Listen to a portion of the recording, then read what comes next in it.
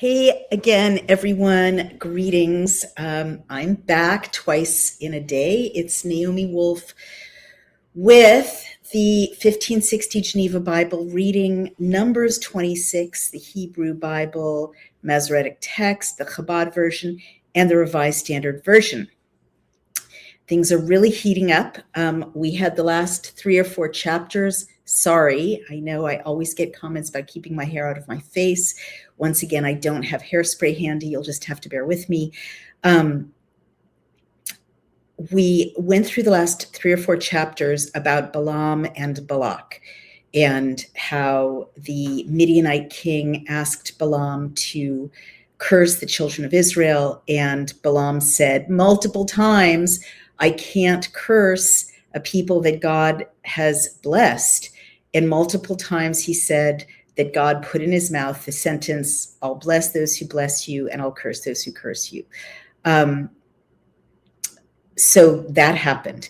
And the last chapter ended with Balaam, saying again to Balak, I told your princes that you sent ahead of time that you could give me all the gold and silver, filling up your house or my house, and I still can't say anything than what God in the Most High tells me to say. And I said yesterday that this was notable because Balaam isn't even a member of this tribe, right? We talk a lot about the righteous Gentile, the role of non-Jews in this story. And here's yet another example that Jews and non-Jews have their parts to play in alignment in bringing about God's kingdom of heaven on earth. God's law in the world, manifested in the world. And a reminder that in this faith tradition, it's not just about the afterlife. It's really very little about the afterlife. I mean, there are many prayers saying, God is faithful to lift those who sleep in the dust. But it doesn't dwell on heaven. It mentions heaven fleetingly. It talks about God's activities in heaven, the heavenly hosts, even the Merkava, which is the chariot of God, the sacred chariot, really interesting. The way that angels sing and praise God continually, like there's lots of that. But human beings are always supposed to focus on this world and how to bring about God's wishes and align with his laws, his mitzvot, his commandments in this world, and kind of let the afterlife take care of itself. And trusting that there will be, justice and reuniting with God in the afterlife. But there really isn't the same kind of, assessment upon death. You go to hell, you go to heaven, you go to purgatory. That comes later. That's a Catholic theology that is elaborated, in the early Middle Ages into the High Middle Ages. Certainly finds its apotheosis in Dante's Inferno, and also, later Milton's Paradise Lost, Purgatory, and heaven. So yeah, this is different. You're supposed to do it right on earth in Judaism. And that's not a value judgment. It's just a very interesting difference between these faith traditions. All right, so here we have one of those chapters, Numbers 26, that we just have to plow through. We've had them before. It's a census. And don't fall asleep. We'll find out if there's something exciting about this census, but it's possible that there really isn't. From time to time, they're almost what I would call admin chapters. And you remember in, earlier in Numbers, and also I think once in Exodus, there are these chapters that are just like, okay, here's how you organize people to move through the desert, carrying the Ark of the Covenant. You're on the right, you're on the left, you're at the top, you're at the rear. You carry the rings, you carry the curtains, it's very administrative, and for good reason. The children of Israel are now, over 6 figures of people, many 12 tribes, many families, children, animals. It's kind of like moving an army or several battalions through the desert. So it takes a lot of administrating, not to mention not just movement, but fights, contracts, disputes over women, disputes over grazing territory, over water, judgment, crime. All of this is evolving in the desert. So you really have kind of, what it reminds me of, that experiment, which is a little weird for sure, in the 90s, the biosphere, where they took a bunch of people and put them in an isolated biosphere and observed them. Hey, Rose, good evening. My friend, Rose Kelleher, she does not miss a reading. So great to see you. And they scientists observed to see what would happen to humans, kind of cut off into this kind of survival state. And it was a lab, and it didn't end that well, as I recall. But leaving that aside, it's almost like God is, taking his time with the children of Israel to work out the kinks and the details of what is a sacred society, what is a holy human society, a human society aligned with God's law, in the desert, where mistakes can be managed, right? And where it's almost like God is learning on the job, just like human beings are learning on the job. And we've talked before about how in Genesis, for sure, you really have this sense of humans learning God, even as God learns humans. And pardon me, I don't know what that says about whether God is omniscient and also able to learn in chronological time, or both of those things can happen together. He can know everything and also not know everything. Those are dimensions of knowledge and insight far beyond me and maybe beyond human consciousness. But it definitely feels like the humanish qualities of God, which I've talked about a lot, which are so obvious and manifest in the Hebrew Chabad Masoretic text, before it gets mistranslated, also very obvious in the faithful 1560 Geneva Bible text. God is definitely learning, like, what are the mistakes humans make? How do I avoid that in the future?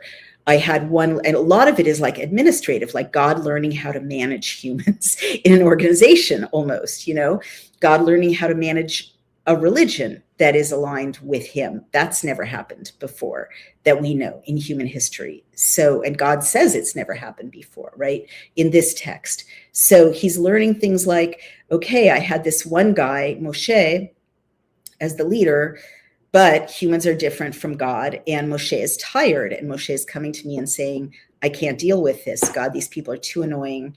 They're too stiff-necked. They don't listen to me. Kill me now, right? You remember that chapter. Just kill me now. And God had to solve that problem by appointing a council of elders and kind of scattering or sharing his spirit upon this council of elders. So it wasn't just poor human Moshe. So it's fascinating to see God learning like that, on a learning curve of managing the world or a sacred society with human beings. It's definitely a first. And yeah, you definitely have the sense that he wants to perfect it in the desert, because the minute they're in contact with other settled peoples, and by now think about psychologically the difference in where the children of Israel are, right? They were in luxury, but slavery, right? They were surrounded by food and, comfort, but they were slaves in Egypt. Then they were dragged out or taken out or released, liberated, thank you, by Moshe and God, mostly God, and brought to the Sinai desert, right? And those of you who have never been to the Sinai, it's now Egypt, right? But which, by the way, I think is important. Like, people are constantly calling modern Israel a settler colonizer, but the Sinai used to be part of Israel, and it is part of the tribe of Israel's founding story. 40 years in the Sinai desert, interacting with God. Some of the most important things to happen happened in the Sinai desert. The 10 Commandments, right? And the golden calf. so much. The development of the tent of meeting, it all happened in the Sinai desert. That place is really harsh. It's amazing. You feel very close to God there for sure. It's awesome, but it's also, almost completely barren. The oases or the sources of water are, days' journeys sometimes from each other by camel or by whatever they were traveling by, donkey. It's not arable land. It is an absolute miracle that these people survived even a journey from Egypt to the edges of the land of Canaan, let alone 40 years in the desert. Like if you were ever in Sinai, you'd see that this myth of the manna from heaven, it's got to be based on something, because there is nothing to eat or practically to drink in the Sinai desert. It's so barren. I mean, it's a moonscape. And I mention that because they were in this lush but pagan and enslaved context in Egypt, then in this absolute moonscape desert wasteland for 40 years, a whole generation, right? 39 years. And then now they're at the edge of civilization again, a new civilization. They're at the edge of, fields and villages, cities are being mentioned, right? This is the Midianites' civilization. And this is a civilization that is, the dangers God was worried about in the Sinai desert as he kept them in this petri dish of complete isolation to make them his people. It's like teaching a kid to drive, and then the first thing they do is head down to where drugs are being dealt, literally the first thing the children of Israel do when they're back around comfort and food and running water. Rivers are mentioned in the last 3 chapters, right? And mountains that are habitable, cities, women, right? Strange women. How exciting. They've been with the same women for 40 years, right? And the women have been with the same men. It's very, very, very seductive. Where the children of Israel are now geographically compared to where they've been for like a generation, right? People have grown up. You've got to imagine 25-year-olds, 30-year-olds born in the desert with nothing, no one around but the children of Israel and their sheep and goats, and a few scary tribes in the distances. And now they're in settled civilization, full of comfort and luxury and seduction, rivers, meaning food and water and cuisine and, comfort, material plenty, and idol worship. And again, Baal was the worst idol. Again, it's so weird to me how these Bible readings really echo or mirror, which is not possible chronologically. The odds are impossible, but they do. They mirror events in the real world. And I'm not saying that, I'm that important, but this text is that important, and it is a magical text. And I mentioned that 3 days ago, Tucker Carlson wrongly misquoted the blessing over the tribe of Israel by God and misattributed it to Ted Cruz. And that happened to coincide with our reading in Numbers 23 and 24 of the blessing by God over the children of Israel. What are the odds? We've been doing these readings for 2 years, but chronologically that gigantic blasphemy, right, or distortion of scripture took place at exactly the moment that we were coming up to that passage in the reading of the Geneva Bible. It just means we can't fathom the complexities of this universe. By the same token, we're reading about the seductions and temptations of Baal and the worship of Baal, and how dangerous it is. And in the last chapter, a man and a woman were speared together through their bodies, the woman through her uterus, it sounded like, because the women of the Midianites are seducing the men of the tribes of Israel to worship Baal, and also to, play the harlot with them, to prostitute themselves with them. These things go together, the sexual seduction and the idolatry. And what are the odds that we're reading about Baal, who whose worship involved the sacrifice of children, one's own children, right? That's how you worshiped Baal. You threw your own son or daughter, baby, into the fire of his idols that had a fire within them that consumed these babies. There are many testimonies about this. And we happen to be reading that the day after the British House of Lords in Parliament passed a bill to allow abortion up until birth, until live birth, 9 months full-term abortions in England, which is a first for any civilized nation. And, there's an outcry in England. It's barely being covered by the American legacy media, which is shocking. It's a huge story, but it's like literally Baal worship, literally the sacrifice of the innocents.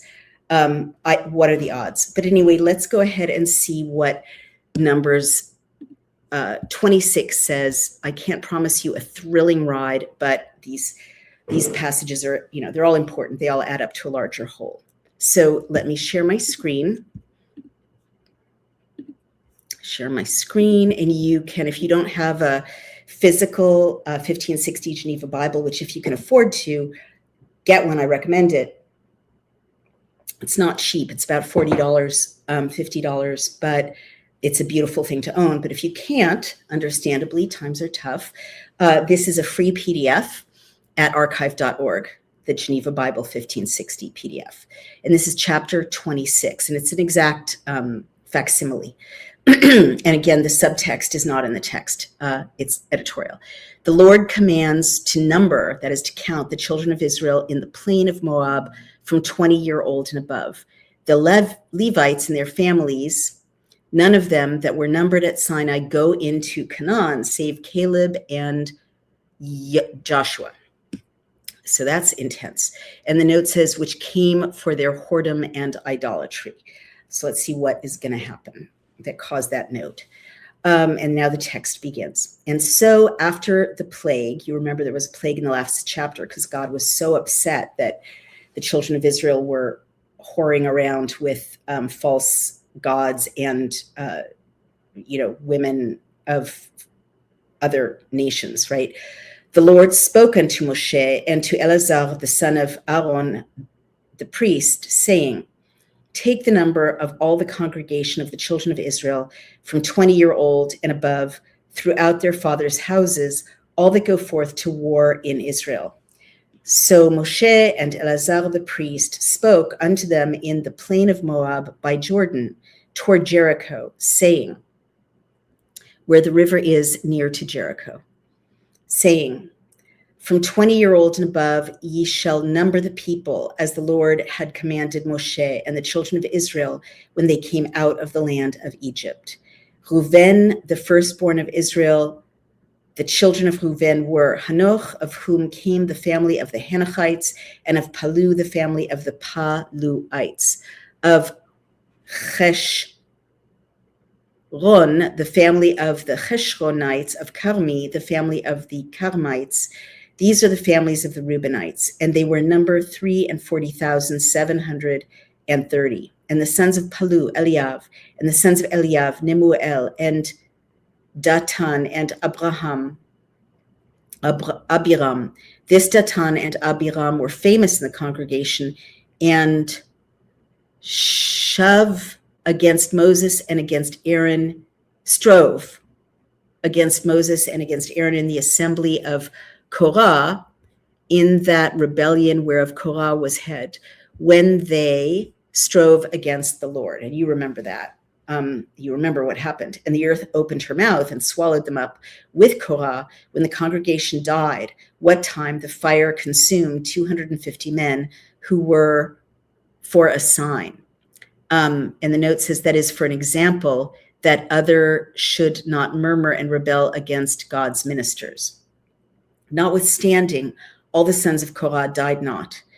And the children of Simeon, after their families, were Nemuel, of whom came the family of the Nemuelites, of Yamin, the family of the Yamites, of Yakin, the family of the Yakinites, of Zerah, the family of the Zarhites, of Shaul, the family of the Shaulites. These are the families of the Simeonites, 220,200.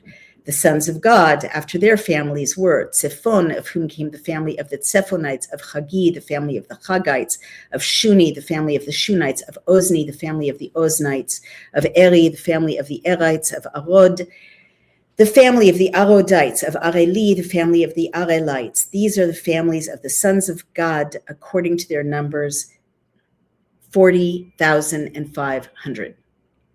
The sons of Judah, and Onan. Could be Yudan, and Onan. No, it's Judah. But and Onan and Onan died in the land of Canaan. And it says, before Jacob went into Egypt.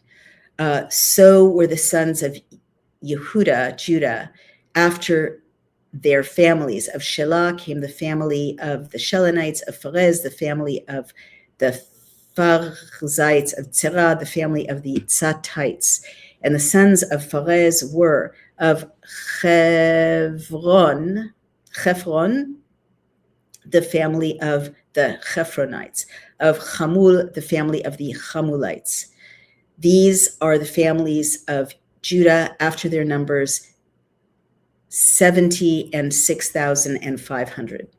The sons of Issachar after their families were Tola, of whom came the family of the Tolaites, of Puah, the family of the Punites, of Yashub, the families of the Yashubites, of Shimron, the family of the Shimronites. These are the families of Issachar after their numbers, 64,300. The sons of Zevulun after their families were of Sered, the family of the Sardites, of Elon, the family of the Elonites, of Yachliel, the family of the Yachlielites. These are the families of the Zebulunites after their numbers, 65,500. The sons of Yosef after their families were Manasseh and Ephraim. The sons of Manasseh were of Machir, the family of the Machrites, and Machir begat Gilad. Of Gilad came the family of the Gileadites. These are the sons of Gilead, of Yezer, the family of the Yezerites, of Helek, the family of the Helekites, of Asiel, the family of the Asriel, the family of the Asrielites, of Shechem, possibly the family of the Shechmites, of Shemudah, the family of the Shemidaites, of Chefer, the family of the Cheferites. And Zelopehad had the son of Chefer, and Zelopehad, the son of Chefer, had no sons but daughters. And the names of the daughters of Zelopehad were Machla and Noah, Hogla, Milcah, and Tirza. And I'll tell you, Noah and Tirza are still feminine names in modern Hebrew. These are the families of Manasseh, and the number of them 250,700. These are the sons of Ephraim after their families. Of Shutelah came the family of the Shutelites, of Becher the family of the Bachrites, of Tahan the family of the Tahanites. And these are the sons of Shutelah, of Eran the family of the Eranites. These are the families of the sons of Ephraim after their numbers, 230,500. These are the sons of Joseph after their families. These are the sons of Benjamin after their families. Of Bela came the family of the Baalites, of Ashbel the family of the Ashbelites, of Ahiram the family of the Ahiramites, of Shupham the family of the Shuphamites, of Hufam the family of the Hufamites. And the sons of Bela were Ard and Naaman. Naaman is still a male name in modern Hebrew. It is also the same root as my name, Naomi. It means pleasant, Naim. Of Ard came the family of the Ardites, of Naaman the family of the Naamites. These are the sons of Benjamin, after their families, and their numbers 40,600. These are the sons of Dan after their families. And of course, Dan is still a modern name. Of Shuhan came the family of the Shuhamites. These are the families of Dan after their households. All the families of the Shuhamites were after their numbers, 64,400. The sons of Asher after their families were Yimna, the family of the Yimnites, of Ishui, the family of the Ishuiites, of Beriah, the family of the Beriites. The sons of Beriah were of Heber, the family of the Heberites, of Malchiel, the family of the Malchielites, and the names of the daughters of Asher was, and the name of the daughter of Asher was Sarah. Also today a modern name.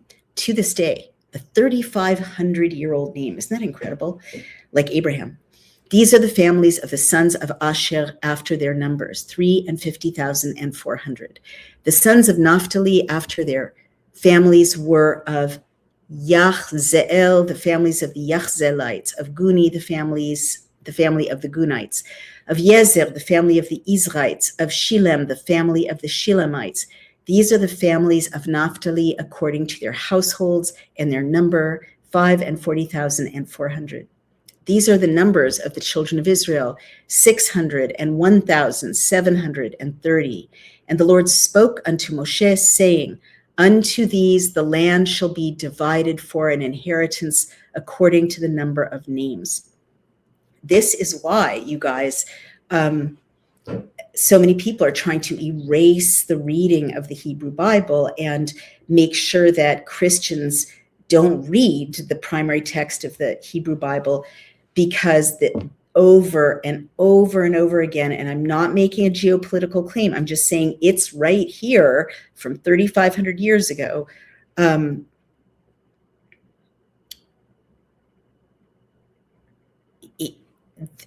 giving you this land. And not only is it a vague promise to the children of Israel to give them this land, but it's an elaborate, almost legalistic contract between God and the children of Israel, including like inheritance laws, right? And you could say that humans made it all up, but it is very detailed. So let's go back to the text. And the Lord spoke unto Moshe, saying, unto these the land shall be divided for an inheritance according to the number of names.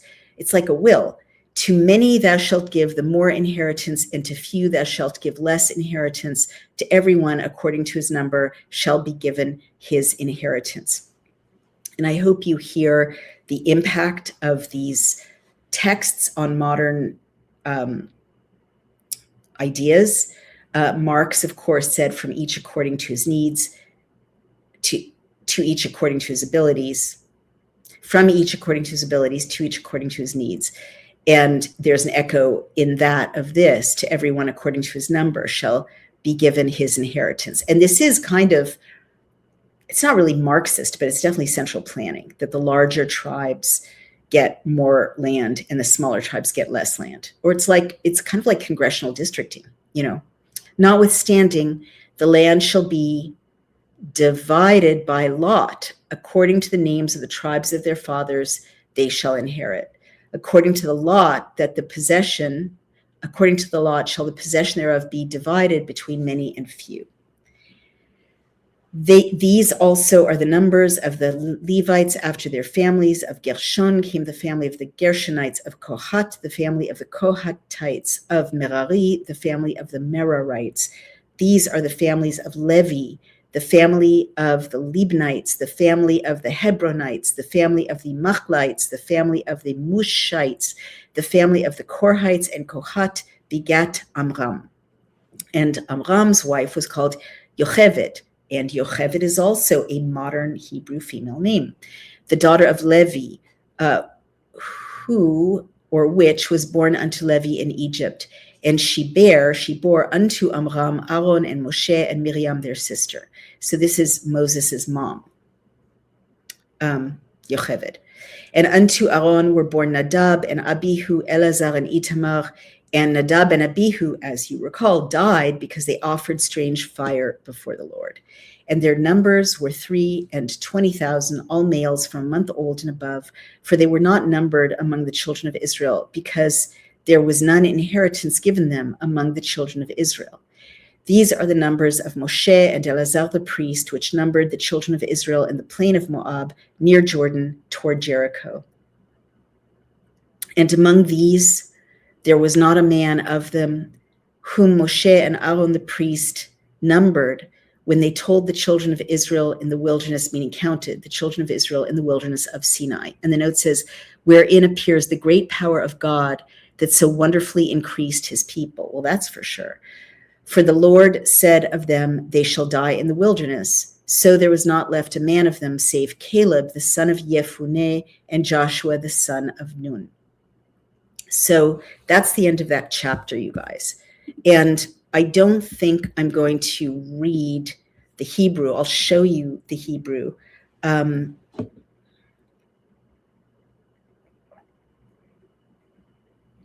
Okay.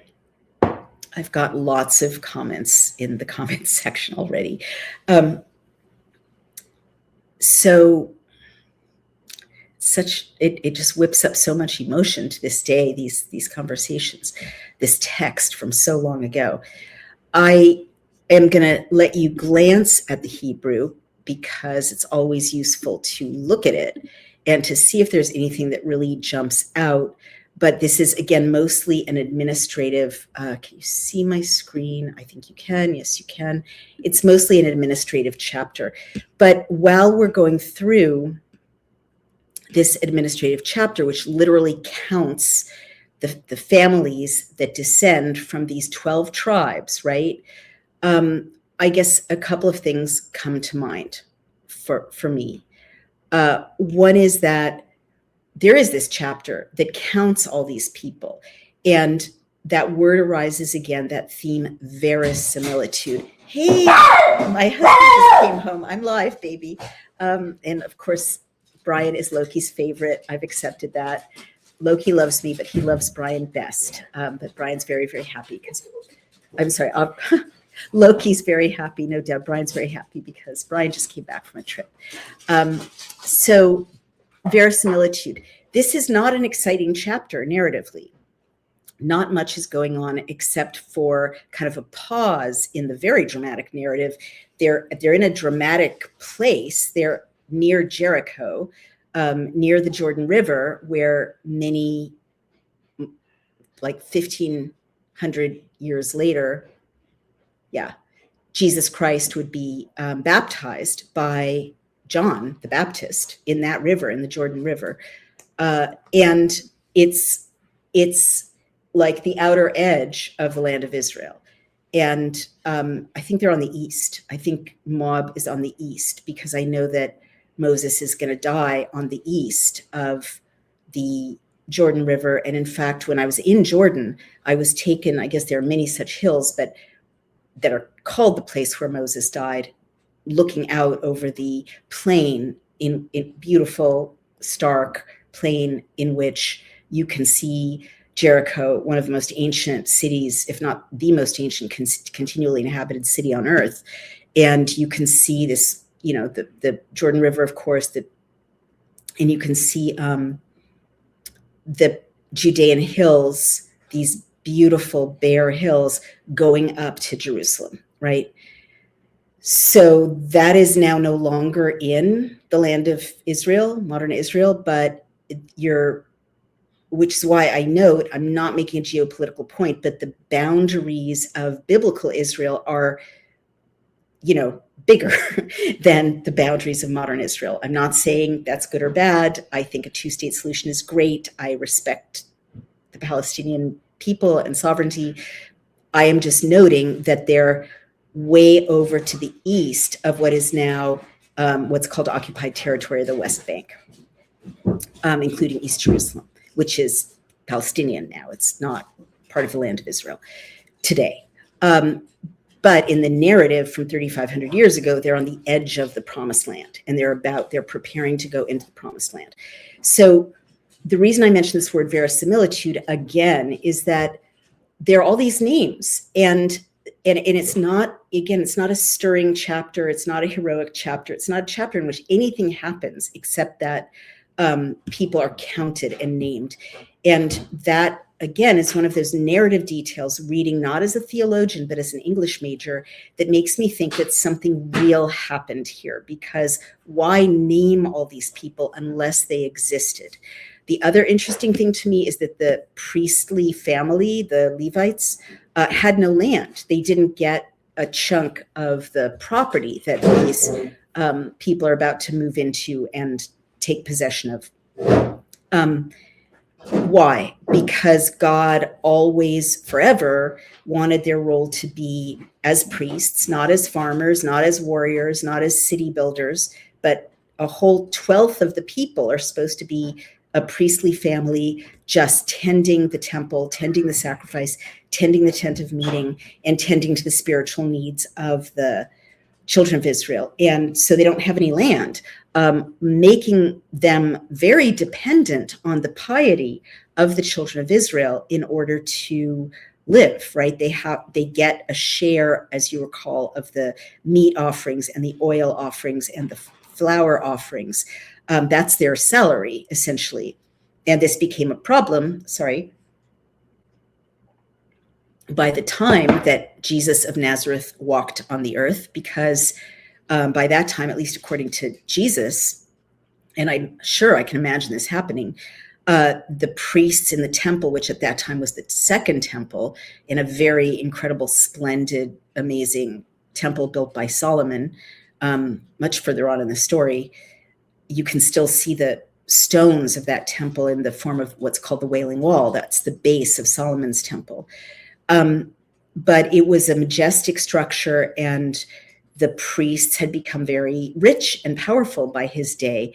And that's why there were money changers outside the temple, because people would have to buy pigeons or buy goats. They'd come from wherever they lived all over the land of Judea or Israel, and they would have to change money to buy the material to sacrifice in the temple. And so there were profits being made by everyone involved in this.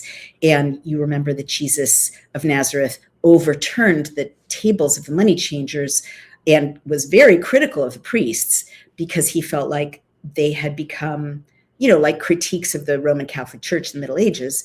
They had become too rich, too complacent, separated from the primary mission of serving God and serving people in serving God. And you remember way back to Exodus and Leviticus that the role of the priests is not to be fancy or rich, but really to be a servant and really to assist ordinary humans bringing their sacrifices and getting close to God. So that's one thing I want to note. The other thing I want to note is, I've said many times that the values of the West originated with the Hebrew Bible, and of course then with the with the Christian Gospels, right? That's and also absorbing the legacy of Greece and Rome. There's no question about that. One of the values of the West that is being threatened right now, in my view, by people who are not part of the Judeo-Christian tradition, no disrespect to anyone who isn't, is about the role of women. And at this time in human history, in no other culture, to my knowledge, did women have the kind of status in which they were named as equal, really, let alone as leaders, the way Miriam was named as a leader, and soon we'll see Deborah or Judith being named as leaders. Or even the story of Ruth and Naomi, which we'll get to. This is the earliest, or certainly one of the earliest texts. I'm not aware of another one. I mean, there are women who are definitely interesting in, the Epic of Gilgamesh, but this is 3500 BCE to like 1500 BCE. And I just can't think of other texts in which women appear as leaders, as heads of families or communities, as judges, as warriors, as composers, like Miriam was. The individuality of women, the status of women is really unique in the world at this time in this text, and women are named repeatedly in this census of the important people in this community. The other thing I do want you to note, and the 1560 Geneva Bible commentators definitely noted it, is that God had increased the number of these people. I'm going to stop sharing for a minute. They started out a tiny handful of people fleeing from Egypt. And wow, so many trolls. And now 38 or 39 years after leaving as slaves from Egypt, they're like over 100,000 people, possibly 244,000. I didn't quite get the total. Let's see. Anyway, it's a huge number of people, especially for that time, a real army, the census of all the congregation. And they're really counting just men, 20 and older. And it's still 6 figures of people. You'd have to kind of add them all up to get the total count. So those counted of them were 23,000. Yeah, that's just one tribe. Now, the other thing I want you to note is line 64. Among these, there was no man who'd been included in the census of Moses and Aaron when they counted the children of Israel in the Sinai desert.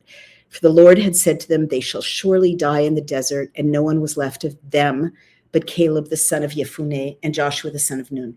Now I'm going to read that in Hebrew because it's really important. What it's saying is, you remember there had been a census in Exodus when Moses and Aaron were organizing the people. You remember that chapter. It was just as tedious. I'm sorry, Lord. It was just as slow going or, detail oriented as this one, but it's a totally different group of names, I believe, and whether there are some ancestral names in there that echo from previously, the point is no one was left from that generation.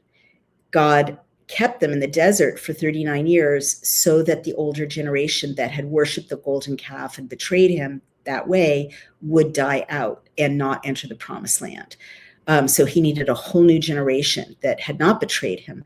Only Caleb, the son of Jephunneh, and Joshua, the son of Nun, were left because I think in earlier chapters they had done as God commanded, especially about the scouting into Israel, into Canaan, as I recall.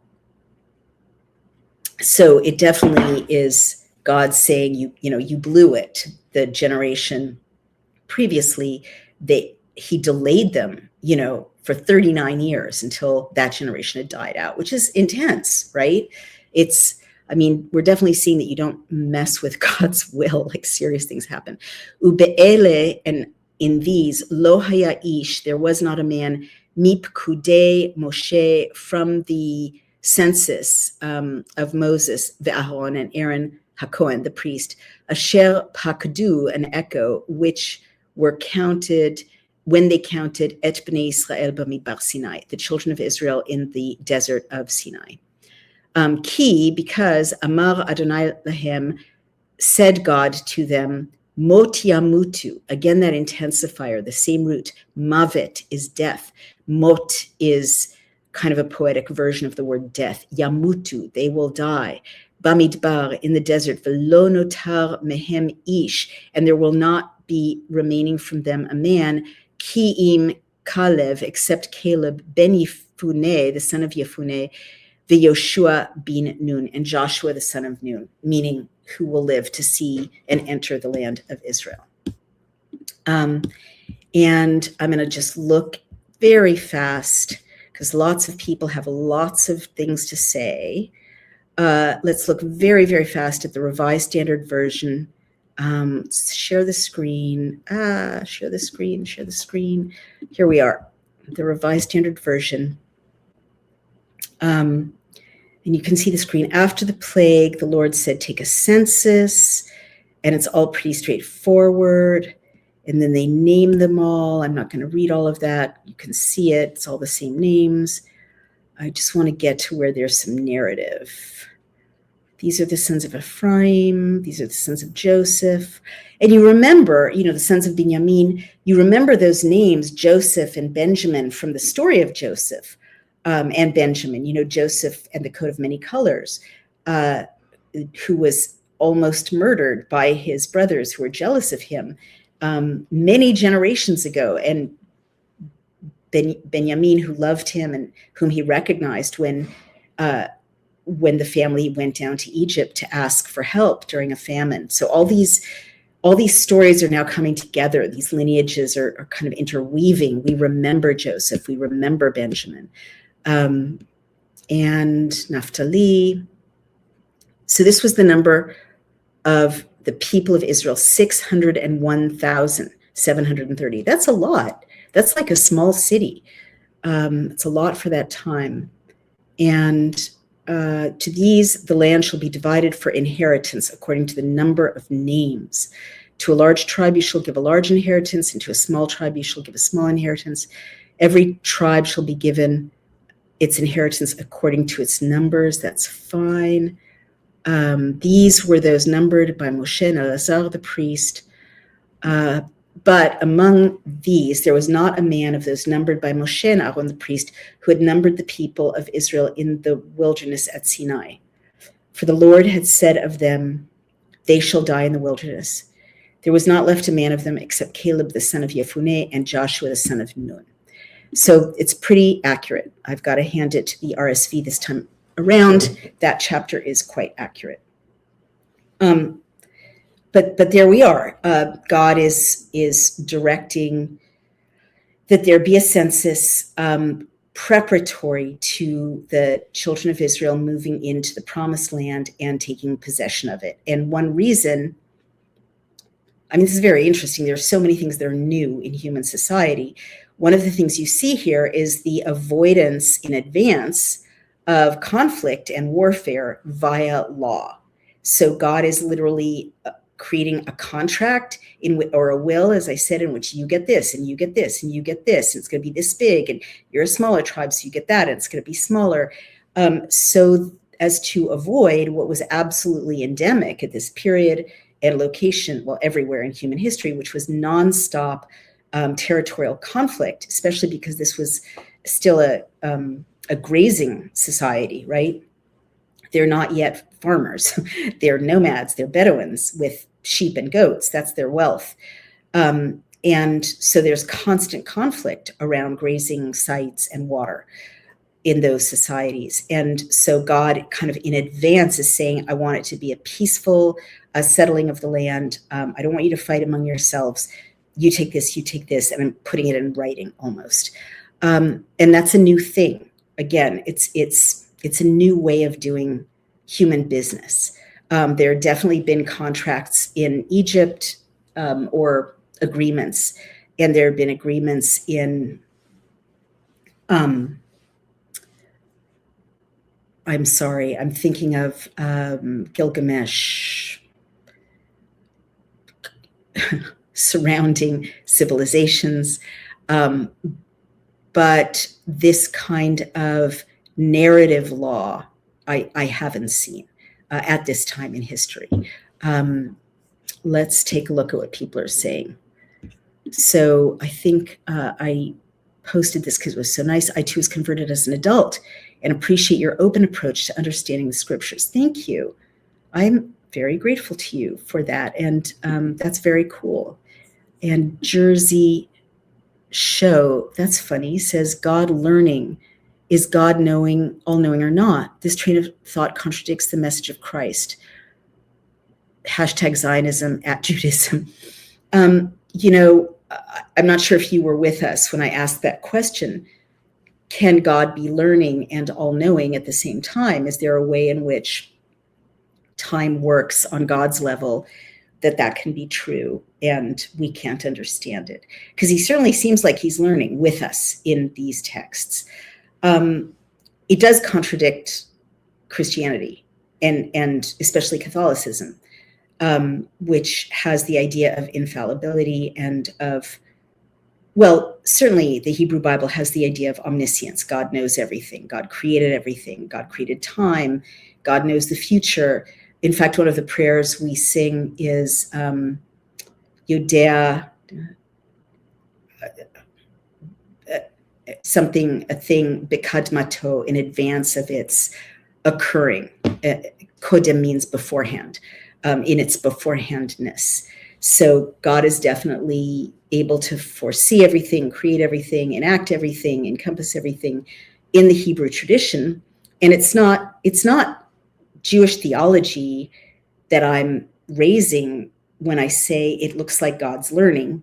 It's my own humble English major interpretation of this text, in which, in some ways, maybe for our sake, right? Maybe it's his drama for our sake, but the relationship between God and people, and if you haven't joined us earlier, this has been a continual developing theme, is constantly being enriched.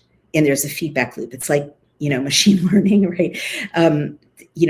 People are learning from God, but God also seems to be learning how to be a God to people, or to this people, and make adjustments and try things that differently that didn't work the first time. Maybe it's for our sake. I don't know. But unlike, and I said this yesterday, unlike in other religions, in Judaism, which is for everyone, not to proselytize, but just to say, if you're drawn to this idea, I think you're welcome to it. You are encouraged to ask questions, to speculate, to explore, to express confusion or doubt or uncertainty about what a text means. That's the rabbinical tradition, and that's also the study of Torah, people sitting around arguing about what something means. We've been doing it for thousands of years, and it's not considered heretical. It's considered a way of honoring God, to really engage with, question, wrestle with his text. Let me give you an example. A woman last night who joined us said that she was feeling lost and couldn't find God because she'd sadly lost her daughter. Her daughter had passed away. And I didn't have any wisdom for her, because I don't know deeply enough what the Torah says about loss and grief. We'll get to Job, of course, but that's a difficult enough text to understand. And so I asked my Chabad rabbi, and he's going to get me an answer. But it's okay to ask, right? Like, it's okay in the Jewish tradition, and you see this in the Hebrew Bible, to say to God, I'm lost, I can't find you. I'm too sad to reach you. I'm too sad to pray to you, help me out. Look at Moses. I mean, I bring this up all the time, but maybe you haven't been with us for the earlier chapters. Moses is always saying to God, I can't do it. I can't do what you're asking me to do. I don't speak well. And I always cite this. God said, I made your mouth. I know who you are. I know what your strengths and weaknesses are. Trust me, I'll get you through it. But we're not told to just receive instruction in this tradition. We're told to, Moses argues with God. God's ready to wipe out the children of Israel, and Moses negotiates with him. And it's like the second or third time someone's negotiating with God. Back when God was about to wipe out Sodom and Gomorrah, there's a similar negotiation. If I find 30 good men, will you spare the city? If I find 10 good men, will you spare the city? So we're allowed to do that. It's not considered disrespectful at all. It's actually considered respectful. God wants us to, in this tradition, to join us absolutely out of free will, and not like zombies or robots. I'm not saying other religions are like that. I'm just saying, in particular, the Hebrew Bible and then the rabbinical tradition says, if you're not sure, ask, and if you want to bring your concerns, questions, even your arguments to God, you can do that. It's not heretical. At that point that you understand God's will, you should do it, right? For sure. But you're allowed to have a journey to get there. To me, I think this is the meaning of, Jacob wrestling with an angel who turned out to have been God during a very difficult night before he's preparing to meet his brother who might kill him after a long separation. He doesn't know if he's going to die the next day. He doesn't know if his family will be wiped out. And he wrestles all night with this angel. And to me, that's a metaphor for, like, God encourages us to wrestle with what he puts before us. And in that parable, it reads like, so that Jacob would be strengthened by having wrestled with an angel or with God all night. And to me, that's a metaphor. We get stronger as we hash out our relationship to this text, and ask questions about it and say things like, I don't get it. How can God be good if he wiped out all these innocent animals and children? Like, these are totally legitimate questions to ask in the Jewish tradition. And I don't think it minimizes the role of God. Honestly, I think it strengthens us as people who can approach God with free will and having wrestled with our questions and doubts, or wrestling with them all the time. Because it's hard to be human, it's hard to walk this path and have so many questions, not be able to bring them, but God encourages us in the Hebrew text to bring them to him, and not to pretend we don't have them. So it's different from other faith traditions. I'm not saying it's better or worse. For me, it's comfortable, but I was raised in it. Let's see. So Mahinur Sarur says, it was stolen and restored. All Egyptians will not give a grain of sand to the crazy settler colonists. The Sinai is not a barren land now, is it? So keep dreaming. It is the grave of any Zionist who will try. Thank you, Mr. or Miss Sarur. It was stolen and restored. Okay, so you're talking about the Sinai. This is a tough discussion, because the truth is, historically, that part of the world has been occupied and reoccupied and reoccupied by so many different peoples over the course of its history. So I'm more interested in how do we make peace and live together in harmony and mutual respect than in litigating who was here first, because the Sinai, was owned by many different people. All of Palestine belonged to the Ottoman Empire before the partition of 1948. So it's, and before that there were the Seleucids, and before that the Crusaders, and, before that the Romans, and before that the Babylonians and the Persians. That area is a crossroads, and it has been occupied, reoccupied, reoccupied. All I'm noting is that the journey, and please let me be clear, Ms. Sarur, I'm not reading this ancient text as a justification for any geopolitical position or boundaries today. I am just reading it, okay, in and of itself, the way I looked at the Pfizer documents, primary source documents. What you want to make of it is up to you. But I think it's interesting that the reading of it is being erased in modern religion, because one inference I have is that it does so clearly promise whoever wrote it. You could say humans wrote it, and it has no sacred value at all. Challenging, because even in Islam, Judaism is one of the Abrahamic religions that Islam is supposed to reverence. Moses is a revered figure, just like Jesus is, and Mary in Islam.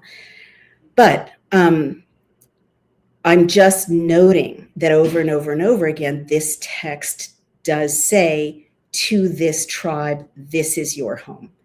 Make of that what you will. You could say it's all nonsense, but this text says that, okay? We can wrestle with that, or you can ignore it, but this text says it over and over. And I'm not making a case. I want peace. I want a two-state solution.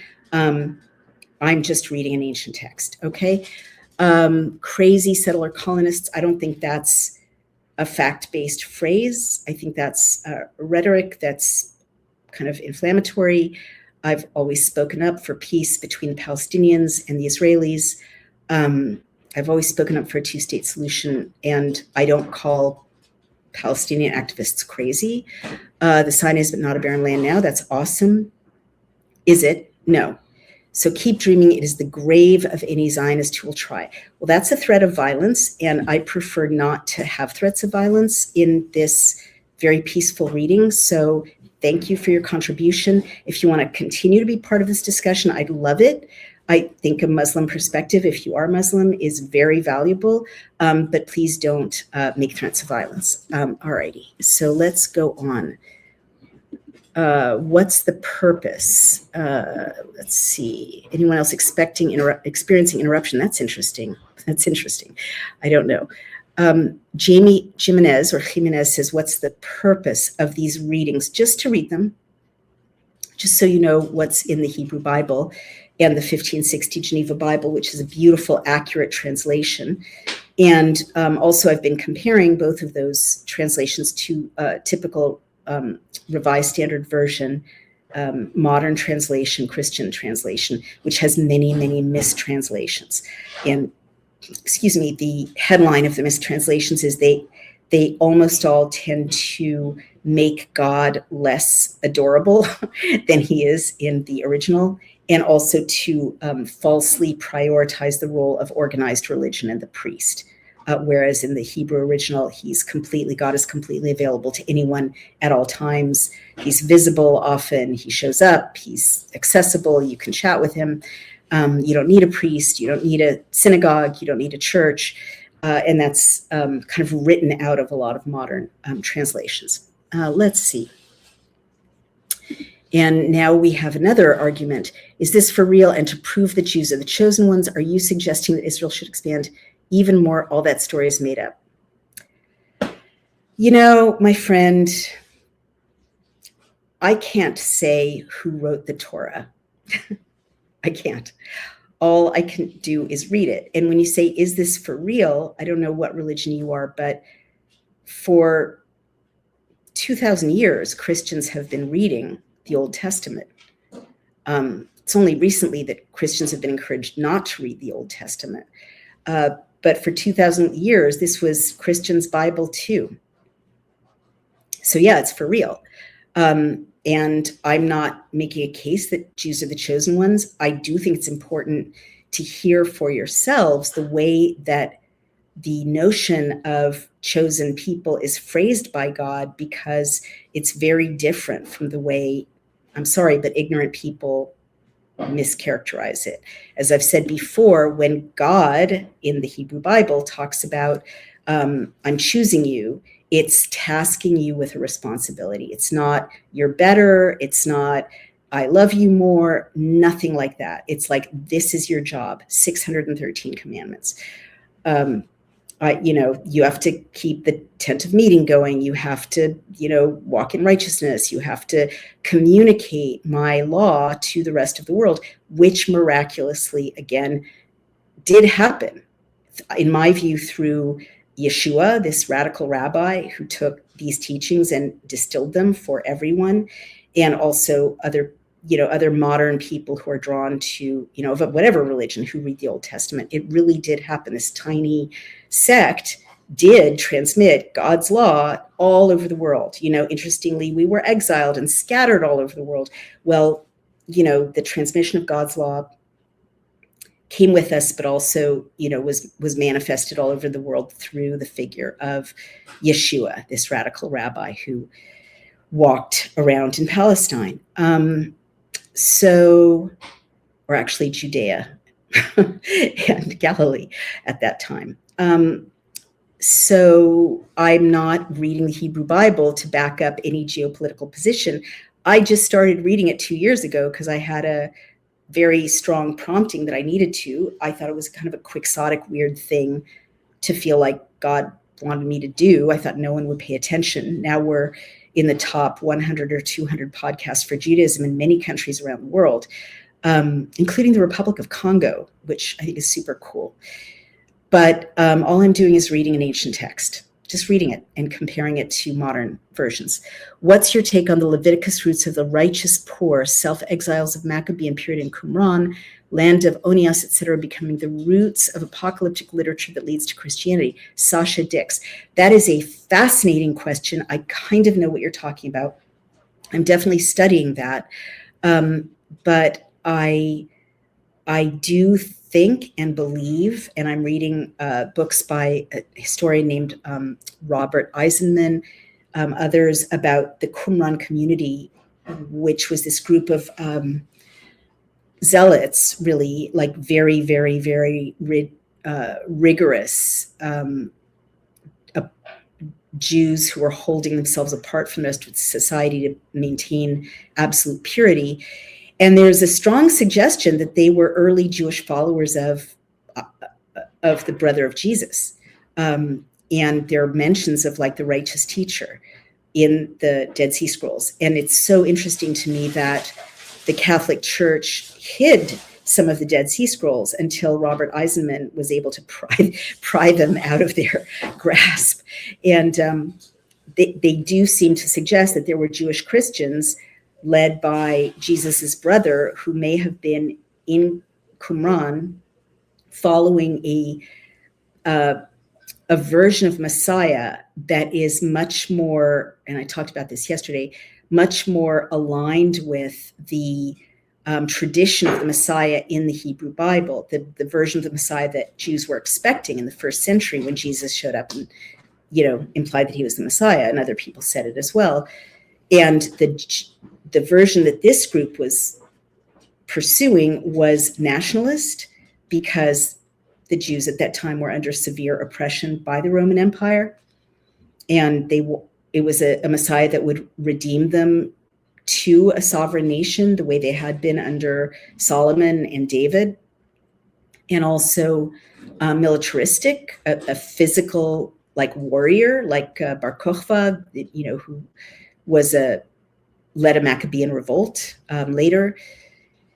And it was a different kind of Messiah, right? It wasn't the theological Messiah of later Christian teaching.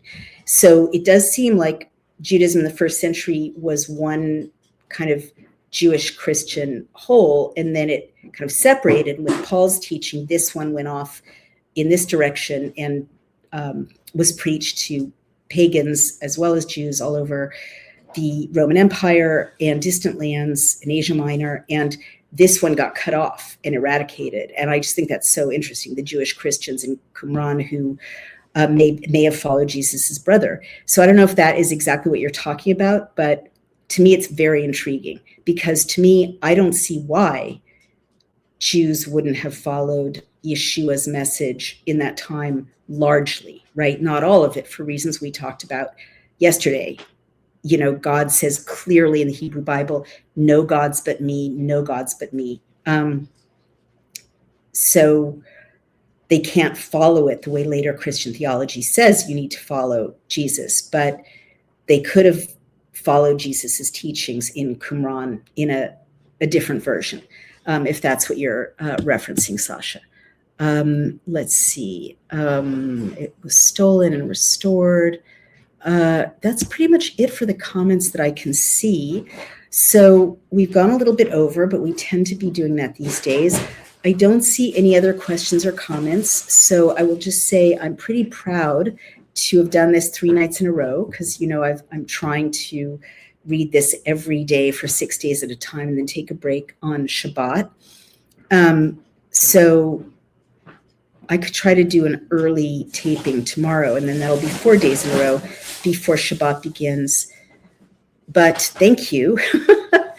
And I hope I've answered all your questions, but I have a million questions. The goal of this reading isn't to answer all the questions, because only God has all the answers to the questions. But I think it's okay to have the questions, to reason together, to question together. And, there they are waiting for the okay to enter the promised land. I do, before I go, kind of want to show you a map. Let me see if I can call one up. Map of children of Israel in Moses's time. I want to see if I can show you exactly where they are, because it's very, very interesting. Tribes of map. Okay. So let me show you. I'm going to share my screen, and you can see this. Let me show you this one, actually. I will share this one. I will stop that one, and I will share this one. Okay. So here you can see the 12 tribes of Israel around 1200. So it's later, right? It's the book of Joshua.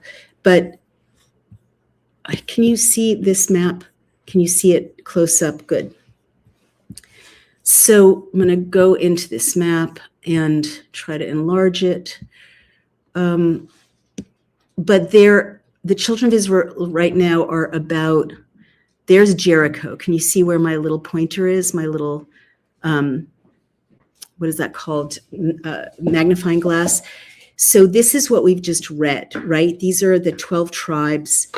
And this is what's been kind of worked out for them in this chapter. There's Manasseh, and you see it goes all the way over into modern day Jordan and looks like southern Syria.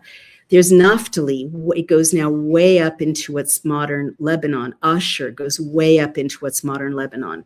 The cities of Sidon and, well, certainly Sidon is in modern Lebanon now, right? Zevulun, okay, that's modern Israel. But Manasseh, covers, don't get mad at me, it's just history, the west bank of the Jordan River and the east bank of the Jordan River. So it includes what is now the occupied West Bank and East Jerusalem. So it includes what's now Palestinian territories. This is now modern Israel. Dan is at the very edge of the Negev there. And so Philistia is, well, that's now modern Israel, but you can see Gaza was a city. 1200 to 1050 BC, the book of Joshua, Gaza was a city. And this is where the Amalekites lived, right?